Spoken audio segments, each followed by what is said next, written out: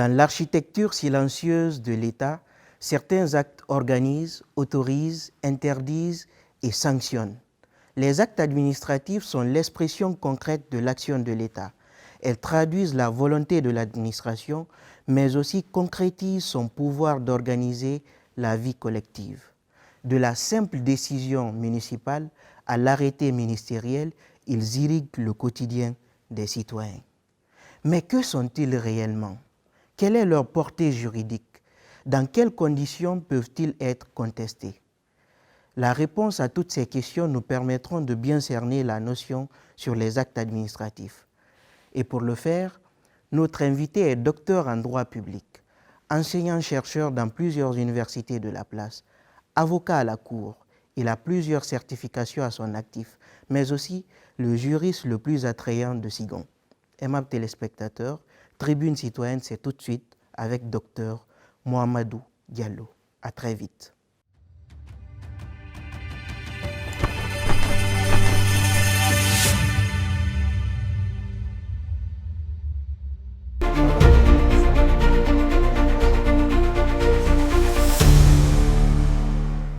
Alors, bonsoir docteur, bienvenue dans Tribune Citoyenne. Bonsoir monsieur Simon, oui. Merci. C'est un réel plaisir en tout cas de vous avoir. On sait déjà que vous avez une thèse en droit public et vous êtes aussi professeur du cours de contentieux administratif dans plusieurs universités.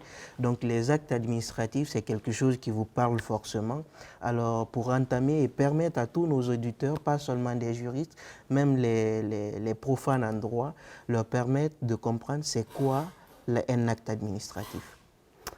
Merci beaucoup. Par rapport à la signification de l'acte administratif, il faut savoir que c'est un acte, donc une décision unilatérale prise par l'administration, si nous le prenons sous forme de l'acte administratif unilatéral, mais qui est formalisé. Quand on parle de formalisation, c'est un acte en réalité qui est rédigé dans un papier, donc qui implique une décision de l'autorité administrative destinée aux citoyens ou bien même destinée à l'organisation et au fonctionnement du service. D'accord. Donc à ce niveau, on peut parler d'acte administratif unilatéral. Mais il y a d'autres actes administratifs tels que les actes multilatéraux comme les contrats, toujours allant dans le sens, disons, de l'exécution ou la finalisation de l'action administrative. D'accord. Voilà, c'est ça qu'on peut considérer comme acte administratif. Alors on veut bien comprendre parce que dans la pratique, dans les services publics, on est habitué par exemple à avoir des notes circulaires, à avoir par exemple des décisions, à avoir par exemple des notes d'information, des arrêtés ou des décrets. Concrètement, on va commencer par ces actes administratifs que je viens de nommer. Qu'est-ce qu'une note circulaire, par exemple? Au minimum, elle doit comporter quoi et ça renvoie à quoi? C'est pour permettre vraiment aux agents publics qui sont dans les services publics de comprendre la portée de tous ces actes-là. Par exemple, une note circulaire, c'est quoi, docteur? Une note circulaire, c'est un document administratif interne. Interne. Donc qui concerne l'administration. D'accord. Un service donné, par exemple. Oui, un service donné. D'accord. Et dans cette note, c'est un acte administratif unilatéral parce que signé par une autorité ou un chef d'un service, donc qui est adressé directement aux agents relevant de la structure. D'accord. Et en ce moment, c'est pour donner des directives. D'accord, des instructions. Des instructions et également faire une communication ou même procéder, disons, à ce qu'on peut appeler interprétation d'une loi. D'accord. Ou d'un acte, en tout cas, qui est supérieur, qui est destiné à ce service-là même. D'accord. Donc, c'est un acte interne. Donc, ce que vous dites, c'est que dans une note circulaire, par exemple, on doit également viser une loi qui est suprême à la note circulaire. C'est ce que vous dites? Bon. Dans la forme. Dans la forme, mais en réalité, même comme je l'ai dit, en fait, on est en train de faire une précision. D'accord. C'est pourquoi une note circulaire, c'est une précision déjà d'un texte existant. C'est d'ailleurs la raison pour laquelle il y a deux catégories de circulaires. D'accord. Il y a ce qu'on appelle les circulaires non impératifs, et donc qualifiés de circulaires réglementaires, et des circulaires non, comment dirais-je, non impératifs, donc qui n'ont pas de caractère contraignant ou qui permettent ou qui ouvrent la voie à une attaque qui permet à un particulier ou disons une personne concernée à saisir une autorité juridictionnelle. Donc cela, c'est dans le cadre des circulaires non impératives. Mais ce qu'il faut retenir, c'est que ces circulaires-là sont des documents internes.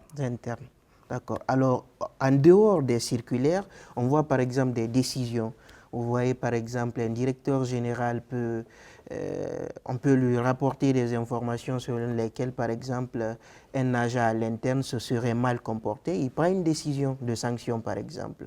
Une telle décision au minimum, qu'est-ce qu'elle doit comporter au regard de la loi pour être conforme? Bon, quand il s'agit d'une décision, disons comme vous l'avez dit, de sanction, parce que vous avez fait la précision, il faut savoir que la sanction n'est pas systématique. Il y a une procédure à suivre.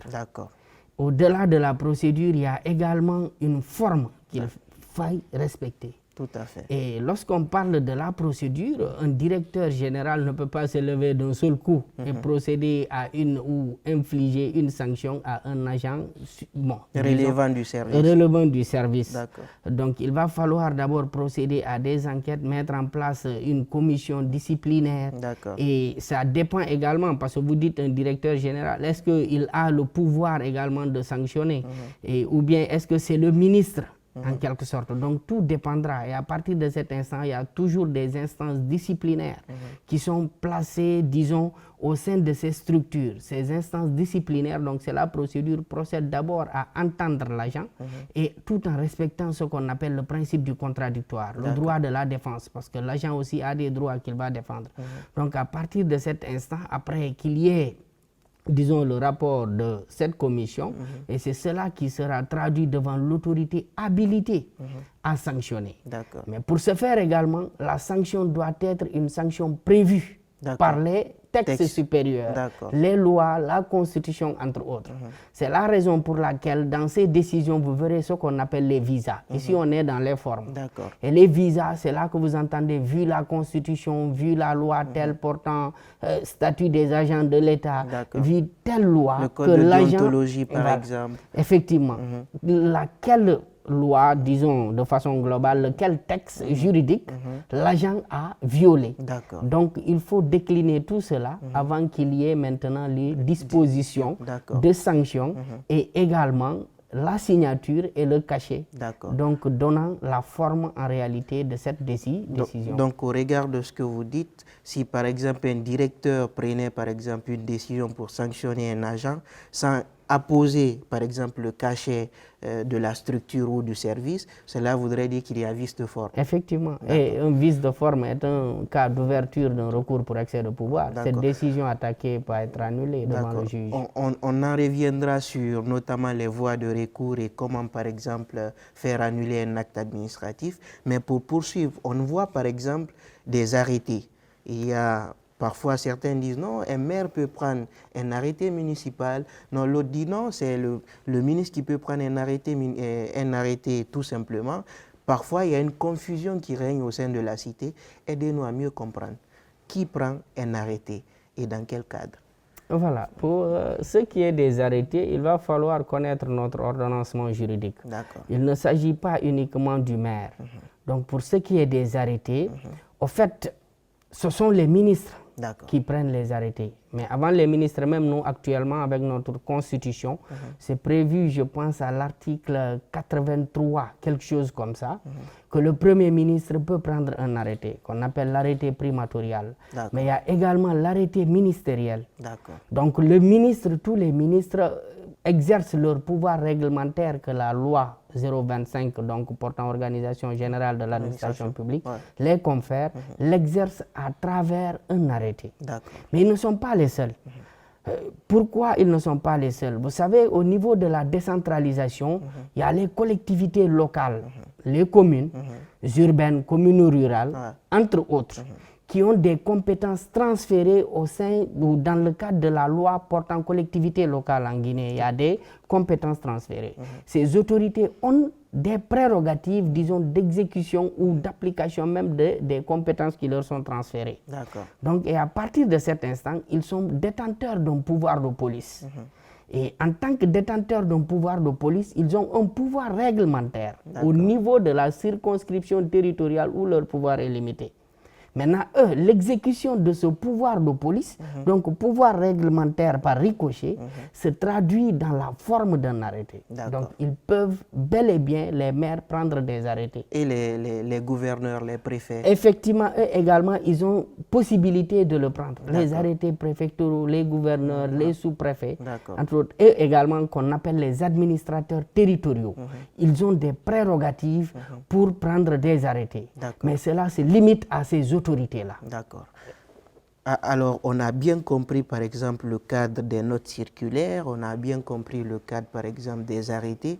Pour revenir notamment à la décision, tout à l'heure, en dehors des décisions de sanctions, est-ce qu'il y a d'autres types de décisions? En dehors des... Oui, effectivement, parce que si vous prenez dans notre arsenal juridique, les EPA, établissements publics à caractère administratif, les sociétés publiques qu'on appelle les SA, anonymes, les sociétés, oui, les sociétés, ce sont des sociétés publiques en France qu'on appelle les services publics à caractère industriel et commercial, parce que ce sont des structures qui produisent des biens, des services qui les revendent, entre autres. Ils font de la rétribution. Voilà, c'est comme si vous prenez le cas de EDG, le port autonome de Conakry, Conseil guinéen des chargeurs, toutes ces structures-là sont en réalité des organismes publics autonomes. Voilà même l'appellation que la loi 025 leur attribue. Exactement. Donc ces structures-là, lorsqu'il y a, parce qu'au sein de ces organismes, je viens de l'évoquer, ce sont des organismes autonomes.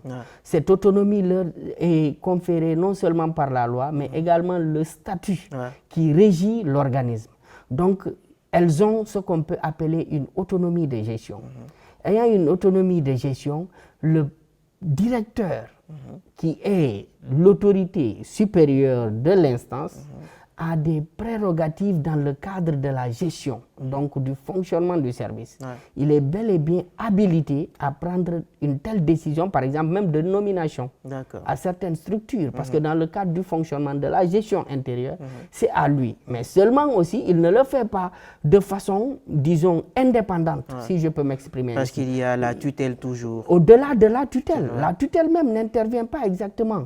En fait, souvent aussi, les gens confondent à ce niveau, parce que la tutelle, c'est la tutelle financière et la tutelle technique qui existe. Mais il y a un conseil d'administration.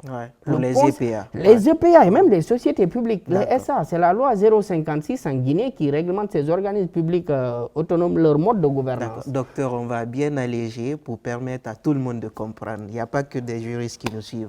Poursuivez, s'il vous plaît. Ok, voilà. Ces organismes publics, ils ont des conseils d'administration qui sont des organes de régulation. En fait, c'est une sorte de, disons, de contre-pouvoir. C'est comme le Parlement vis-à-vis du gouvernement. Il y a le contrôle de l'action gouvernementale. Ici, il y a un contrôle de l'action de la direction générale. D'accord. Pour bien récapituler ce que vous dites, c'est que le conseil d'administration qui est au-dessus de la direction générale donne des instructions à la direction générale qu'elle exécute. Pas des instructions. Ou par exemple, si elle doit prendre des approbations. Des approbations. Voilà, des approbations et la consultation du CA qui a son avis. Parce que celui-ci clôture ses sessions souvent par des procès-verbaux. Et c'est à travers ces procès-verbaux-là qui vont appuyer la décision de la direction. Donc, il faut cela. Mais après, au-delà de ça, maintenant, le directeur, il peut prendre une décision allant dans ce sens. Mais seulement, à partir de cet instant, également, ça doit passer par la tutelle. Donc, technique ou financière?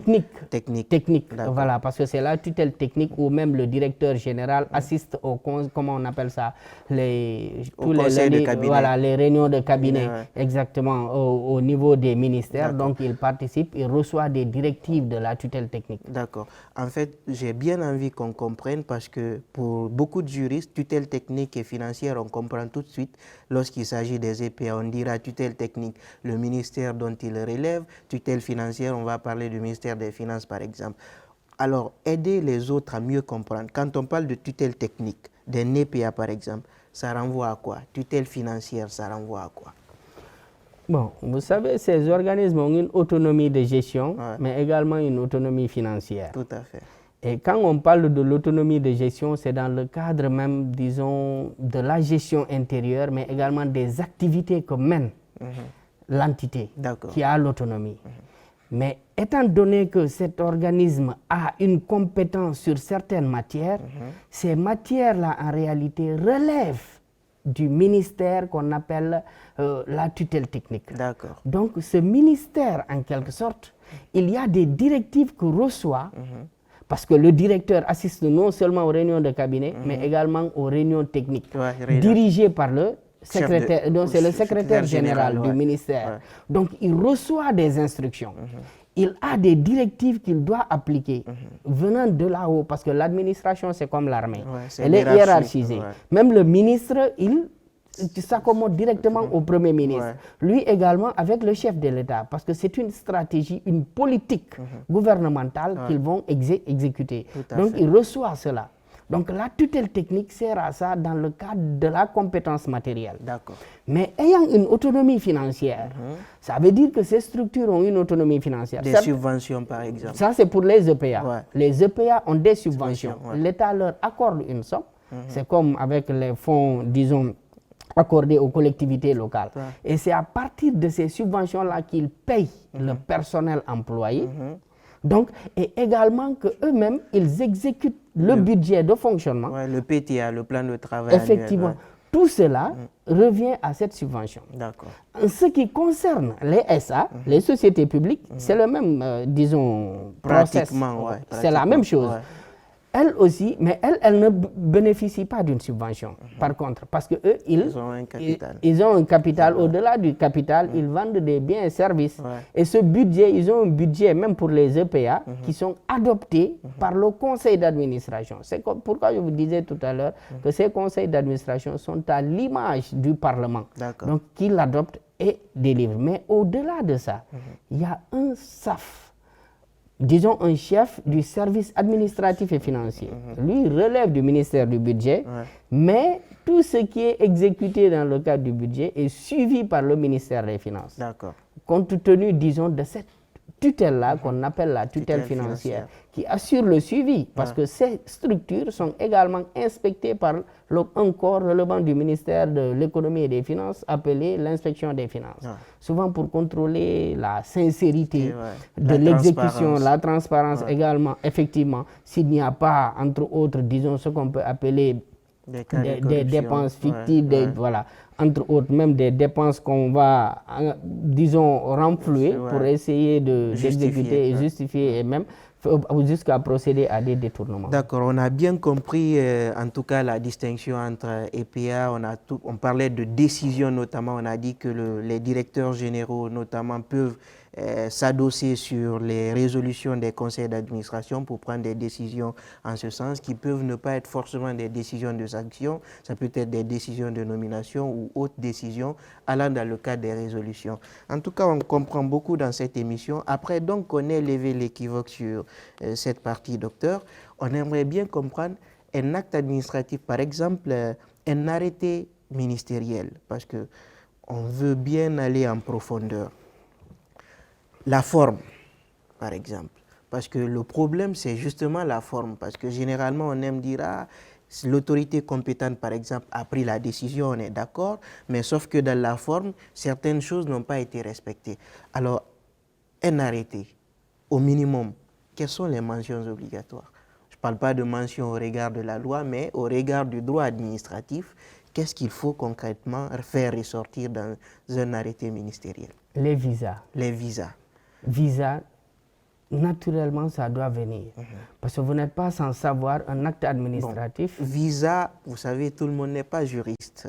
J'y reviendrai tout à l'heure. C'est pourquoi j'étais en train de vous dire qu'un acte administratif, en réalité, rentre dans le cadre de l'ordonnancement juridique. Et quand on parle de l'ordonnancement juridique, ça nous renvoie à la pyramide des normes de Kelsen. Donc, où il y a une hiérarchisation des normes. Tout à fait. Et cette hiérarchisation, un acte ou une norme, de façon générale, doit être dans ce rythme-là, ou dans ce canevas, à défaut d'être illégal ou, disons, irrégulier. D'accord. Et c'est à travers cela qu'il va falloir intégrer les actes sur lesquels la matière s'adosse, mais également, vous avez parlé tout à l'heure de la question de compétence. Vous ne pouvez pas, par exemple, préparer un arrêté dans lequel arrêté l'autorité qui signe, il n'y a pas sa décision de nomination dedans. D'accord. Parce que c'est cette décision, le décret qui nomme un ministre, qui lui donne les pouvoirs, les prérogatives pour signer un arrêté. Donc il va falloir faire apparaître cela. Mais attention, parce que je vois où vous voulez en venir. Est-ce que les violations des visas peuvent entraîner l'illégalité d'un acte? Sur ce point, vous le savez, il y a ce qu'on appelle les formalités substantielles et les formalités non substantielles. Je ne me souviens pas de l'arrêt du Conseil d'État français, mais il y avait eu un cas similaire, il a rejeté. Parce que les visas, en réalité, ça peut ne pas exister. C'est des formalités qu'il va juste corriger. En fait, il y a ce qu'on appelle les... C'est non substantiel. Donc, mais il y a certaines parties, parce qu'on a parlé des visas, je pense que sur ce point on a clôturé, donc les visas doivent être dedans, doivent respecter la hiérarchie. Je veux récapituler pour permettre aux téléspectateurs de mieux comprendre. Tout à l'heure, dans vos explications, vous avez dit lorsqu'on prend un arrêté ministériel, dans les visas, ça veut dire qu'on doit faire apparaître la décision de nomination du ministre, par exemple, parce que c'est lui qui signe en bas. S'il signe, on doit savoir qu'il a été nommé en haut. Notamment, c'est cette nomination qui lui attribue les compétences de pouvoir signer. Alors, on a bien compris ça. Et ça y va de suite pour tous les autres actes administratifs. Si, par exemple, c'est un directeur général, il faut aussi ressortir son acte de nomination et avant de procéder à la signature en bas. On est très d'accord. La Constitution également. D'accord. La loi portant organisation générale de l'administration. Effectivement, si ça concerne les agents, il faut ajouter le statut des agents de l'État. Et si ça concerne, par exemple, les organismes publics autonomes, ils ont une loi, ce qu'on appelle la loi 056 portant gouvernance financière de ces structures-là. Elle aussi, voilà, il faut l'intégrer dans les visas. Mais en suivant la chronologie au-delà du rang, parce que vous n'êtes pas sans savoir que les normes ont toutes des catégories. Il faut suivre la hiérarchie, mais également la chronologie.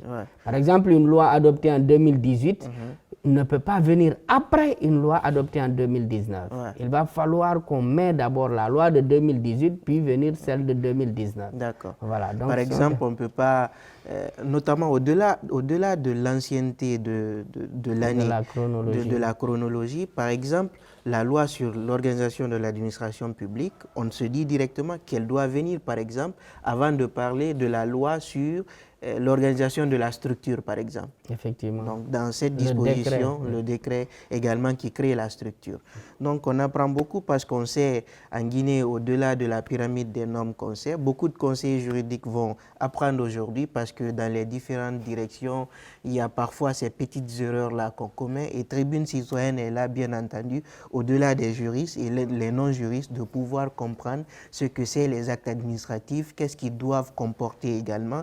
Et aujourd'hui, on a la chance d'avoir aussi un docteur en droit public qui enseigne le cours de contentieux administratif et qui nous fait ce plaisir-là de décortiquer et d'aller dans les moindres détails.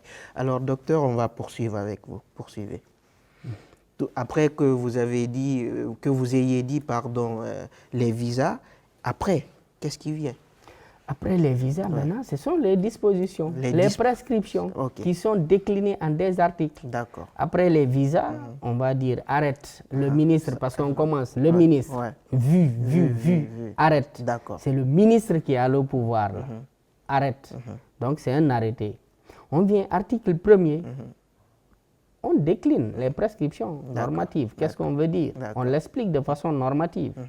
Après, on vient, il y a une disposition finale. On décline toutes les dispositions. D'accord. Mais il y a des arrêtés, parce que toujours vous parlez de la forme. Par exemple, les actes privatifs de droits et libertés. D'accord. Lorsque vous privez des droits et libertés, même s'il y a controverse, mais en réalité c'est exact, même si chez nous on ne le fait pas, mais lorsque vous privez des droits et libertés, il va falloir motiver. C'est la question de la motivation des actes administratifs. D'accord. C'est une question même qui a fait couler beaucoup d'encre en France dans les années 1960, 50 jusqu'aux années 1970, parce qu'il y a une loi même après en 1971 qui a exigé à ce que les actes administratifs privatifs de droits et libertés soient motivés. Parce que cette motivation en réalité donne la possibilité à la personne concernée de pouvoir en réalité attaquer, de se défendre ou bien de prendre en compte et de laisser pour contre.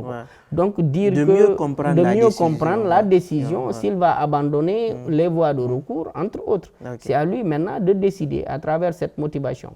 Mais elle reste indispensable. D'accord. Voilà. Alors parfois également, vous avez certaines erreurs qu'on remarque dans certains actes. On voit par exemple décision, mais en bas ou dans le dispositif, on voit par exemple notifie. Alors on dit une décision doit décider, une notification doit notifier. Alors parfois, qu'est-ce qu'il faut concrètement? En fait, souvent, ces erreurs arrivent parce qu'il y a une précipitation. D'accord. Donc, ils viennent, ils se précipitent. Voilà, c'est pourquoi gouverner aussi, il va falloir réfléchir à ça.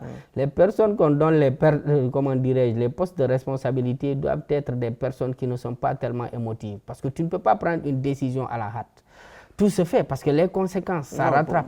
Pas forcément des personnes émotives, parce que généralement, c'est les conseillers juridiques qui rédigent, parce que lorsque ça a des implications juridiques, il y a chaque service, il y a des conseillers juridiques qui sont également instruits dans ce sens-là. Pour revenir pratiquement aux autres notifications, par exemple, notamment aux décisions qui sont prises, par exemple, par les directeurs généraux.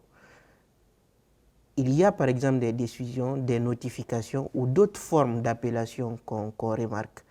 Concrètement, par exemple, une notification, est-ce que ça suit la même procédure qu'on vient d'élaborer? Il faut toujours les visas, le dispositif et après la fin. Les notes de service, oui. Mais pas les notes circulaires, non. Mais pour les notes de service, effectivement, parce que les notes de service parfois même peuvent réorganiser une structure. Dans d'autres services, même les directions générales qui ne sont ni EPA société, ça peut faire l'objet de nomination à l'interne, ou de réorganisation. Donc il faut les visas, ce qui donne la validité, le fondement légal. Mais vous avez évoqué un élément qui m'avait échappé. En fait, les décisions de ces directeurs-là, en principe, doivent être enregistrées au secrétariat général du gouvernement. Donc c'est quoi la base légale?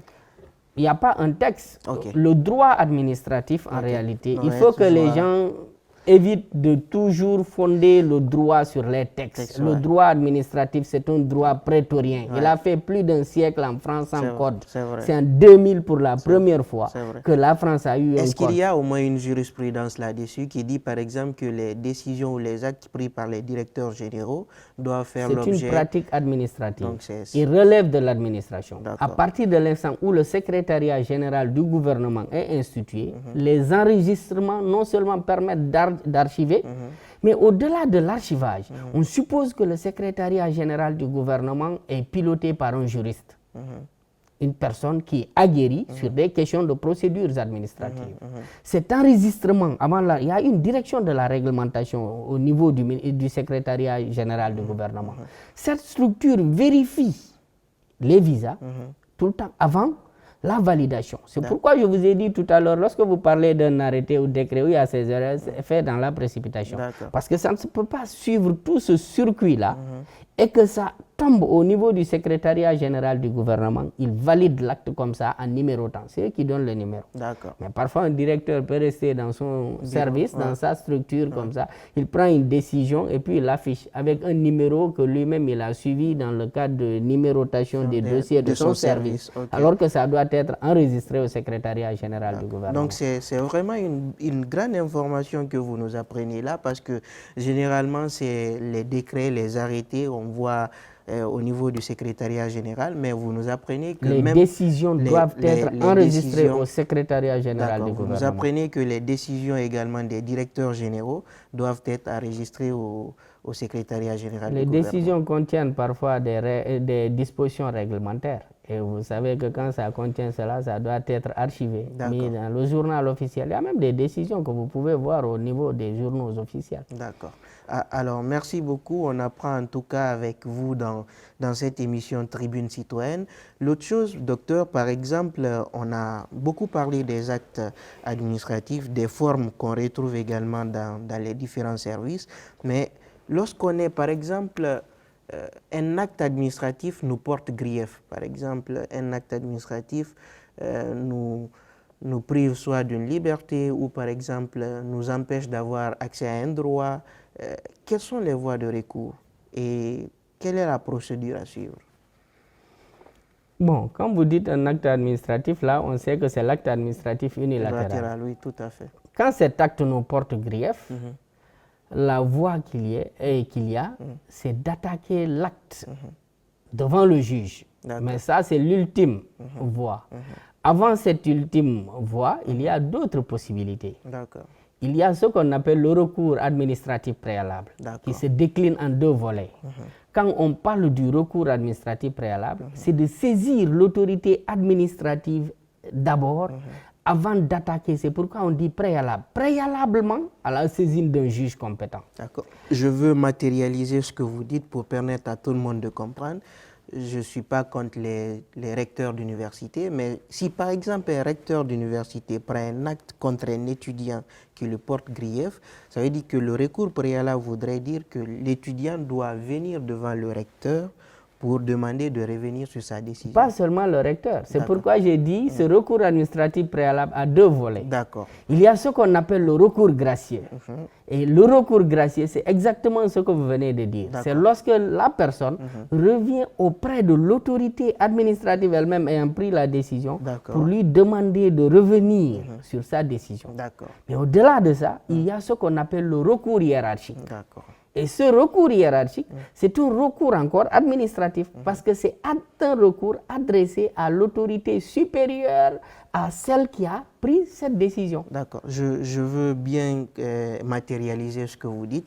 Par exemple, un directeur général prend une décision pour sanctionner un agent de son service et l'agent, pour faire le recours préalable, mais dans le cadre hiérarchique, va directement voir par exemple le chef de cabinet ou par exemple le secrétaire général du ministère qui est, ou par exemple le ministre du ministère tout simplement, qui est le supérieur hiérarchique de ce directeur général.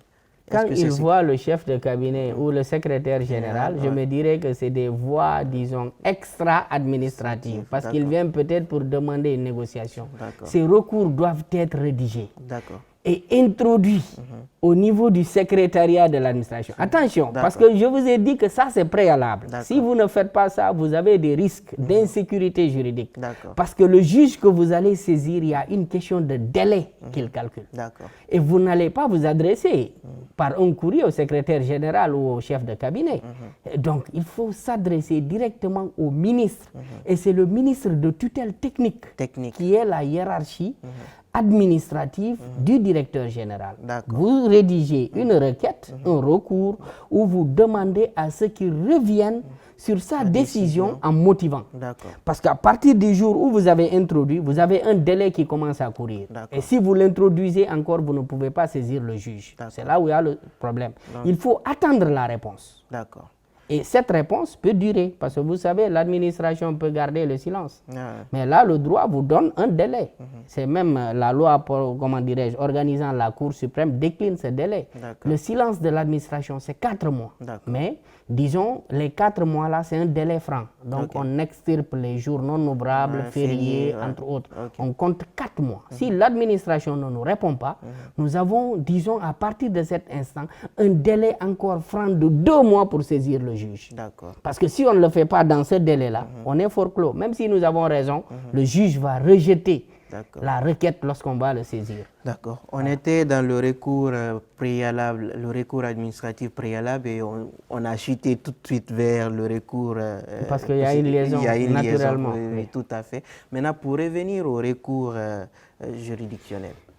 Oui, pour le recours juridictionnel, vous pouvez vous en passer au recours administratif préalable. Le recours administratif préalable est facultatif. Vous pouvez directement saisir le juge. Et pour saisir le juge, là, c'est une requête. Le ministère d'avocat étant requis, c'est de se rapprocher à un avocat, faire sa requête avec lui et que ça soit motivé. Mais il faut chercher la copie de la décision. Parce que la décision, il faut l'avoir. D'accord. Si vous ne l'avez pas, vous ne pouvez pas vous adresser au juge. Parce que sur l'inexistant, c'est pourquoi même lorsqu'il y a le silence là, il faut amener l'accusé de réception. Parce que quand vous introduisez un recours administratif préalable, on vous donne une décharge. Ouais. C'est au secrétariat, naturellement central de la structure. Ouais. On vous remet, ça c'est la décharge. C'est ce que vous allez adosser à votre requête. Parce que vous n'avez pas la copie de la décision. Ouais. C'est pourquoi souvent quand vous n'avez pas la copie de la décision publiée, vous partez au SGG, secrétariat général du gouvernement, vous dit on n'a pas une copie au niveau du ministère, introduisez un recours administratif préalable à partir d'avoir la décharge. Cette décharge-là, si vous attendez 4 mois francs, on ne vous répond pas, vous l'utilisez, vous saisissez le juge. Avec disons une requête où vous avez décliné tout ce que vous reprochez à l'administration vis-à-vis de cette affaire. D'accord. Vous dites toujours, vous dites tout à l'heure que vous saisissez le juge. Nous, juristes, on comprend tout de suite de quel juge il s'agit, mais pour les autres, c'est quel juge? Naturellement, en République de Guinée, en ce qui concerne le recours pour excès de pouvoir, c'est exclusivement, seulement la Cour suprême de la République de Guinée. D'accord. Notamment sa chambre administrative. Mais on saisit la Cour suprême. C'est au niveau du service du greffe avec le président qu'ils vont naturellement faire des orientations du dossier à la chambre administrative. Mais c'est elle qui se prononce en ce qui concerne le recours pour excès de pouvoir qui vise, encore une fois, à annuler un acte administratif illégal. Et l'illégalité de l'acte administratif se décline de plusieurs façons. Par exemple, si une autorité incompétente a signé l'acte, par exemple, comme nous voyons souvent des secrétaires généraux qui signent des arrêtés, ça, ce sont des arrêtés illégaux. D'accord. Et également, s'il y a l'incompétence de l'autorité ayant signé, il y a non-respect de la procédure ou de la forme, mais que ça soit substantiel. Parce qu'il y a des formalités substantielles et des formalités non substantielles. Voilà. Et qu'il y ait ou soit violation de la loi. Qu'est-ce qu'on peut appeler violation de la loi? Un décret ou un arrêté qui est contraire à une loi. Un texte supérieur. Ou bien l'autorité a visé un texte qui n'existe plus. Qui n'existe pas ou qui n'existe même plus, abrogé. C'est comme aujourd'hui si on prend un décret et on se fonde sur la constitution de 2010. À partir de cet instant, voilà, il y a une illégalité de l'acte. Il y a même ce qu'on appelle, ce que le doyen Duguy parlait même de déclin, ce qu'on appelle le détournement de pouvoir. Mais pour le détournement de pouvoir, c'est difficile à démontrer parce que souvent c'est des trucs de vengeance ou d'esprit ou disons en quelque sorte c'est quand même difficile à prouver. Des intentions liées à la religion, à la communauté. Tout ça, c'est difficile à être prouvé. Donc, c'est pourquoi souvent, quand vous venez, il va falloir que vous ayez des preuves concrètes pour permettre au juge de statuer. Mais sinon, il y en a d'autres, comme on l'a dit, et violation de la loi, et incompétence, entre autres. Donc, l'erreur de droit et l'erreur de fait. L'erreur de fait, c'est lorsque les faits qu'on vous reproche, par exemple, vous n'avez pas fait. C'est comme si un directeur lui dit qu'un agent s'est absenté. Et cette absence conduit à prendre une décision, disons, de suspension d'une semaine, alors que le jour J même, la personne était là. Erreur de fait. Erreurs de droit, on les a évoquées tout à l'heure. Donc, en ce qui concerne le non-respect d'un texte ou bien viser un texte qui n'existe plus, entre autres. Donc, il y a tous ces éléments-là qui conduisent à l'annulation par le juge lorsqu'il est saisi. D'accord. Alors, merci beaucoup, aimables téléspectateurs. Vous aurez votre rubrique pédagogique, la notion de droit avec Jonas Michel. À tout de suite.